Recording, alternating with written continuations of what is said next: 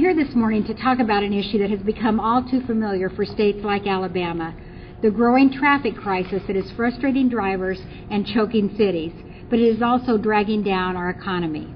Odds are very good that if you live in fast-growing communities like Mobile, Birmingham, or Montgomery, you know that every year it takes longer to get where you're going. That means late dinners, it means kids waiting to be picked up from practice or from a daycare center, and canceled outings to families. But it also means a drag on the cost of business. Traffic tie-ups, though, do not have to be a fact of life. And as Governor Riley so well understands, congestion doesn't have to be the inevitable consequence of growth. That is because this state, like many states in the South and nationally, have begun to embrace new approaches to funding desperately needed new projects, like the ambitious plans you have here. One of the most promising of these new approaches is the tremendous potential that is available to states like Alabama to partner with the private sector to get long-stalled projects off the ground and being built. And indeed, there is more private sector money available today for investment in highway and in transportation projects than at all levels of government spending. New steel facilities in Mobile, new automotive plants in Montgomery, and new science and technology jobs heading to Huntsville are great news for Alabama's state economy. But all that growth and all those new jobs could give Birmingham-sized cities like LA-sized traffic to fight with instead. Governor Riley understands that, and he has an ambitious plan to invest in this state's transportation infrastructure without making gas more expensive. Instead, he's following in the footsteps of every other developed nation in the world and embracing the power of the private sector. And the governor is on absolutely the right track, which is why I'm announcing today that I have instructed our Federal Highway Administration to work with him to help expedite the federal review of projects so that we can get these important jobs moving.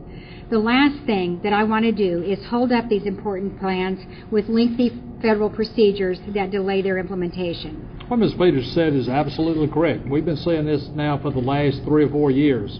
The old ways of building roads is not going to be enough going into the future. Alabama is growing too quickly. We have too many options out there, and we're going to have to expand our options on how to build these roads. Alabama has never done this before, but we are looking at 4 or 5 projects today that can be purely public-private partnerships, or totally private. Now, I can give you example after example. The I-10 connector from Dothan down to I-10. If we wait for the federal government to continue to fund it, it's going to take 20 to 25 to 30 years before we ride on that road. But with a public-private partnership, we can go down there and build that road, be riding on it in the next 3, 4, 5 years. Same thing with I-85 from Montgomery to Mississippi.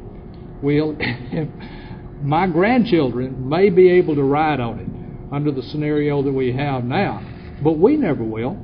But if there are other options out there, we need to do what Virginia, what Texas, what Indiana, what so many other states are doing, and meet that critical need today. We don't do it. If we don't come up with innovative, creative ways to finance these projects, then who will?